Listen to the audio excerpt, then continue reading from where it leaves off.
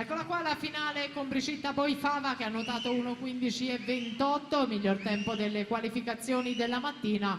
Lei che ai giovanili di Riccione aveva nuotato 1:11.56 per conquistare la medaglia d'argento. Boifava è stata anche finalista in Coppa Komen con la nazionale giovanile nei 100 rana e poi ha vinto l'oro di staffetta 4% mista. Passaggio a metà gara, sono loro nelle corsie centrali, Brigitta Boifava e Sara De Mattè nelle prime due posizioni, forse De Mattè leggermente avanti, classe 99, più giovane la Boifava, classe 2000.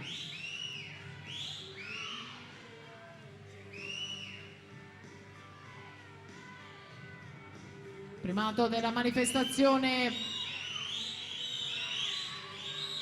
Erika Donadon 1:10.05, andiamo a vedere il testa a testa per la vittoria. Boifava in 4, De Mattè in quinta corsia, Boifava De Mattè nell'ordine 1:14.55 Brigitta Boifava, poi la Sara De Mattè chiude seconda in 1:14.63, al terzo posto va a chiudere Azzurra Petrini 1:16.51.